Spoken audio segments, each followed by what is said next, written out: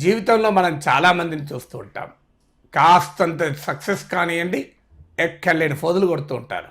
వాళ్ళ ఫోజులు చూస్తే మనకు ఒక్కోసారి చికాకులేస్తుంది, కొంత క్రాక్ కూడా అవుతుంది. కానీ జీవితంలో చాలా గొప్ప వాళ్ళ అనుభవాలు చూస్తే చాలా ఆసక్తిగా ఉంటుంది. మనం కూడా నేర్చుకోవచ్చు. ఎందుకంటే ఇంత విశాలమైనటువంటి ప్రపంచంలో, మహాసాగరం లాంటి ఈ ప్రపంచంలో మనం సాధించింది చాలా చాలా తక్కువ. మనకన్నా అనేక మంది గొప్ప వాళ్ళు ఉంటారు. మనకన్నా అనేక విషయాల్లో అద్భుతాలు చేసిన వాళ్ళు ఉంటారు. ఇది అర్థం చేసుకున్నంత కాలం మనమే చాలా గొప్ప వాళ్ళమని, మనం మించిన వాళ్ళు లేరని ఒక గర్వం మనలో పెరిగే ప్రమాదం ఉంటుంది. అందువల్ల మనం వినయం వివేకాన్ని పెంచుతుంది అంటారు. వినయం వల్ల ఏ రకమైన ఖర్చు లేదు, కానీ 10 మంది చేత మంచి అనిపించుకోవచ్చు కూడా. కొంతమంది అనుభవాలు చూద్దాం. నా అనుభవాలు కూడా మీకు చెప్తాను. అమితాబ్ బచ్చన్ తన అనుభవాల్ని తన రచనల్లోనే రాసుకున్నాడు. అమితాబ్ బచ్చన్ ఒకరోజు విమానంలో ప్రయాణిస్తున్నాడు. ఆయన బిజినెస్ క్లాస్లో ఒక సీట్లో కూర్చున్నాడు.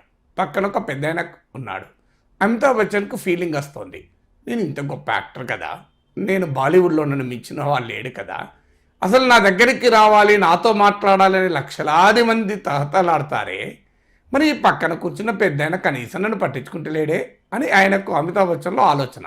నేను ఇంత గొప్పవాణ్ణి, భారతదేశంలో నేను టాలెస్ట్ యాక్టర్ను, మరి నన్ను పట్టించుకోని వాళ్ళు కూడా ఉన్నారా అని చెప్పి అమితాబ్ బచ్చన్కి ఆశ్చర్యం వేస్తుంది. అయినా కూడా ఏం చేద్దాం మరి అని చెప్పి కాస్తంత ఆయన పలకరింపుగా నవ్వాడట. అప్పుడు ఆ పక్కన ఆయన కూడా నవ్వాడు. నవ్విన తర్వాత అమితాబ్ బచ్చన్ ఆ పక్కన ఇంట్రడ్యూస్ చేసుకున్నాడు. అంటే అప్పుడు ఆ పక్కన కూర్చున్న పెద్ద ఆయన మీరు ఏం చేస్తారు అని అడిగారట. ఆఖరికి ఇదే ఛాన్స్ అని అమితాబ్ బచ్చన్ నేను సినీ పరిశ్రమలో పనిచేస్తాను అన్నాడట. అప్పటికి ఇంకా ఆయన చెప్పుకోలే అమితాబ్ బచ్చన్ అని. అప్పటికి ఈయనలో ఏంటి ఈ పెద్ద మనిషి ఇంకా గుర్తుపడతలేడే అనే ఒక ఫీలింగ్. తర్వాత పెద్ద ఆయన సినిమా పరిశ్రమలు అంటే మీరు ఏం చేస్తారు అని అడిగాడట. నేను యాక్టర్ను అన్నాడట అమితాబ్ బచ్చన్. అప్పటికి కూడా స్ట్రైక్ అవుతలేదు ఆయనకి, ఈయన అమితాబ్ బచ్చన్ చాలా గొప్ప నటుడు అని. ఇంకా అమితాబ్ బచ్చన్లో ఎక్కలేని ఆసక్తి పెరుగుతోంది, ఏంటి ఈ పెద్ద నన్ను గుర్తుపడతలేడు అని. ఆఖరికి అమితాబ్ బచ్చన్కు పాపం ఆయన దురదృష్టమేమో కానీ చివరి వరకు కూడా పెద్ద మనిషిని గుర్తుపట్టలే. లాస్ట్కు ఫ్లైట్ ల్యాండ్ అయింది. దిగిపోతూ అమితాబ్ బచ్చన్ లేచి థ్యాంక్ యూ, నీతో కలిసి ప్రయాణం చేయడం చాలా సంతోషం అని చెప్పి కర్టియస్గా షేక్ హ్యాండ్ ఇచ్చి by the by my name is Amitabh Bachchan అని చెప్పాడట. ఆయన కదలిక లేదు, మెదలిక లేదు. ఆయన కూడా షేక్ హ్యాండ్ ఇచ్చి thank you very much my name is JRD Tata అన్నాడట. అప్పుడు అమితాబ్ బచ్చన్ రాసుకుంటాడు, ఇప్పుడు నాకు అర్థమైంది, నేనే చాలా గొప్పవాడిని, నన్నెవడు గుర్తుపడతలేడని నేను ఇంత ఊహించుకున్నాను నాకు నేను. మరి జార్డి టాటా అంత గొప్పవాడై కూడా ఆయనంత హంబుల్గా ఉన్నాడు, నేను ఎందుకు ఉండలేకపోయాను అని చెప్పి అమితాబ్ బచ్చన్ తన ఆత్మవిమర్శ చేసుకుంటాడు. నిజమే, జార్డి టాటా భారతదేశంలోనే is the father of civil aviation, father of industrialization, భారతదేశంలో మేనేజ్మెంట్ కల్చర్ నేర్పినటువంటి ఒక గొప్ప పారిశ్రామికవేత్త. అందువల్ల జార్డి టాటా అంత వినయంగా ఉంటే నేనెందుకు ఉండలేకపోయాను అని అమితాబ్ బచ్చన్ తన ఆవేదనను తనే రాసుకున్నాడు. ఇలాంటి గొప్ప వ్యక్తుల అనుభవాలు చూస్తుంటే, పెద్దవాళ్ళ అనుభవాలు చూస్తుంటే మనకు ఆశ్చర్యం వేస్తుంది. నేను ఒకరోజు స్టూడెంట్గా ఉన్న రోజుల్లో నాకు ఇప్పటికి గుర్తు, ఆర్ట్స్ కాలేజీలో మేము ఒక సెమినార్ పెట్టాం. ఆ సెమినార్కు డాక్టర్ అశోక్ మిత్రాని ఇన్వైట్ చేశాం. డాక్టర్ అశోక్ మిత్రా పశ్చిమ బెంగాల్ మాజీ ఆర్థిక మంత్రి. అంతేకాదు భారత ప్రధానమంత్రిగా ఇందిరాగాంధీ బ్యాంకుల జాతీయకరణ, రాజభరణాల రద్దు ఇలాంటి చట్టాలు, చాలా ప్రోగ్రెసివ్ లాస్ తీసుకొచ్చిన సమయంలో ఇందిరాగాంధీకి chief economic adviser Jan Tinbergen అనే నోబెల్ బహుమతి గ్రహీత దగ్గర పిహెచ్డీ చేశాడు. United Nations Economic Commission for Asia పసిఫిక్లో, ఇన్స్టిట్యూట్ ఆఫ్ ఎకనామిక్ గ్రోత్ వాషింగ్టన్లో, ఇండియన్ ఇన్స్టిట్యూట్ ఆఫ్ మేనేజ్మెంట్లో ఆయన విజిటింగ్ ప్రొఫెసర్గా, ఫ్యాకల్టీగా పనిచేశాడు. అన్నిటికీ మించి ఆయన అద్భుతమైన రచయిత. ఒక ఆర్థిక అంశాల నుంచి మొదలుకొని సంగీతము, నృత్యము, సాహిత్యం మీద కూడా రాయగలుగుతాడు. ఆయన ఎకనామిక్ అండ్ పొలిటికల్ వీక్లీలో అత్యధిక కాలం ఆయన కాలం రాశాడు. ఆయన రాసిన సాహిత్యానికి గాను బెంగాలీ సాహిత్య అకాడమీ అవార్డు కూడా వచ్చింది. అంటే ఒక ఎకానమిస్టు, ఒక లిటరరీ ఫిగరు, ఒక వండర్ఫుల్ ఇంటలెక్చువల్. అలాంటి అతన్ని మేము సెమినార్ పిలిచాం. మాతో పాటు ఒక స్టూడెంట్ ధోతి కట్టుకొని మాతో పాటు నడుచుకుంటూ వచ్చాడు. వస్తూ మేము ఏమన్నామంటే, సార్ మీటింగ్ టైం ఉంది సార్, ఇంకా ఈలోగా ప్రిన్సిపాల్ గారు మిమ్మల్ని రమ్మన్నారు, let us wait in the principal's chamber అన్నాం. ఆయన ఇమీడియట్గా ఏమన్నా ప్రిన్సిపాల్తో నాకేం పని, ప్రిన్సిపాల్ నన్ను ఏమన్నా ఇన్వైట్ చేశాడా, నేను స్టూడెంట్ ఇన్విటేషన్ మీద వచ్చాను, మీతోనే ఉంటాను అని చెప్పి ప్రిన్సిపల్ ఆఫీస్లో బయట బెంచ్ మీద కూర్చొని అక్కడున్న ఆఫీస్ బాయ్లతో పక్కన కూర్చొని పెట్టుకొని వాళ్ళ జీవితాలు, వాళ్ళ కష్టాలు, బాధలు వినడం మొదలుపెట్టాడు. ఆశ్చర్యం, ఇది ఇంత గొప్ప ఎకానమిస్టు ఆయనతో కూర్చొని అర్ధగంట మాట్లాడడమే ఒక పెద్ద ప్రాసెస్ ఆఫ్ డెరైవింగ్ నాలెడ్జ్.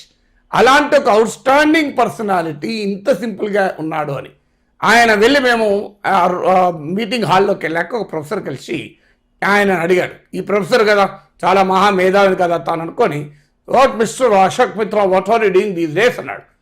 ఈ మధ్యకాలంలో ఏం చేస్తున్నారని. అశోక్ మిత్ర నవ్వి, ఐఎమ్ అన్ అన్ఎంప్లాయిడ్ అన్నాడు, నేను నిరుద్యోగి అని. అప్పుడు ఈయన మొక్క ఇంత అయింది. అందువల్ల ఒక వ్యక్తిలో ఉండేటువంటి గొప్పతనం, ఆ వ్యక్తిలో వినయాన్ని పెంచాలి, ఆ వ్యక్తిలో సంస్కారాన్ని పెంచాలి. ఇలాంటి వాళ్ళు చాలామంది కనబడతారు మనకు. నేను కొన్ని నా వ్యక్తిగత అనుభవాలే మీతో షేర్ చేసుకుందామనే ఈ ప్రయత్నం. నేను స్టూడెంట్స్ని తీసుకొని ఢిల్లీలో ఎడ్యుకేషనల్ టూర్కి వెళ్ళాను ఒక ఫ్యాకల్టీ మెంబర్గా. ఆనాడు ప్రైమ్ మినిస్టర్గా అటల్ బిహారీ వాజ్పేయి. సహజంగా మా ఎడ్యుకేషనల్ టూర్లో ఉండేది ఏంటంటే ప్రధానమంత్రిని కూడా కలుస్తాం. వాజ్పేయి గారి ఇంటికి వెళ్ళాం కలవటానికి. ఆ లాన్స్లో మమ్మల్ని కూర్చుని పెట్టారు, ముందు చేరేశారు ప్రైమ్ మినిస్టర్ కూర్చోటానికి. నేను స్టూడెంట్స్తో పాటు కూర్చున్నాను. పక్కన ఇంకో చేరున్నా కూడా కూర్చొని సాహసం చేయలే, ఎందుకంటే ప్రైమ్ మినిస్టర్ పక్కన కూర్చొనేటువంటి ధైర్యం చేయలే. I was just very young, 30 yearsలో ఉన్న యంగ్ ప్రొఫెసర్ను. సో అప్పుడు వాజ్పేయి గారు చూశాను, నన్ను చూసి మీరు ఇటు రండి అని చెప్పి ఆహ్వానించాడు పక్క సీట్లోకి. లేదు సార్, నేను I'm comfortable with my students అన్నాడు. వాజ్పేయి గారికి అర్థమైంది ఈయన హెజిటేట్ చేస్తున్నాడు నా పక్కన కూర్చున్నాడు. కానీ నవి, mister Nageshwar, I may be the prime minister of the country but you are the prime minister for your class అన్నాడు. मैं देश का प्रधानमंत्री हूं मगर आपका क्लास को आप ही प्रधानमंत्री है అన్నాడు. అంటే నీ క్లాస్కు నీవే ప్రధానమంత్రి అన్నాడు. సో అంతటి హ్యూమిలిటీ మనకు కనబడుతుంటే అది ఆశ్చర్యం వేస్తుంది. అలాగే అదే టూర్లో మేము ఈఎంఎస్ నంబూద్రిపాద్, సిపిఐఎం అఖిల భారత ప్రధాన కార్యదర్శిగా ఉండే ఆయన కలవటానికి వెళ్ళాం. అప్పటికి పార్టీ ఆఫీస్కి మేము చేరే టైంకి లంచ్ టైం. సహజంగా పిల్లలందరం మేము కూడా లంచ్కి వెళ్ళాం క్యాంటీన్లో, ఆ పార్టీ ఆఫీస్లో ఉన్న క్యాంటీన్లో లంచ్కి వెళ్ళాం. మాతో పాటు పక్కన ఒక ముసలాయన కూర్చొని లంచ్ చేస్తున్నాడు. ఆయన ఎవరో మాకు అప్పటికి ఇంకా తెలియదు, ఆ రోజుల్లో ఇంకా టీవీలు కూడా పాపులర్ లేదు.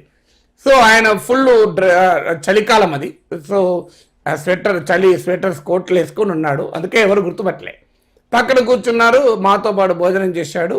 ఆ పార్టీ ఆఫీస్లో ఒక ప్రాక్టీస్ ఏంటంటే ఎవరి ప్లేట్ వాళ్ళే వెళ్ళి కడిగి ఆడపెట్టాలి.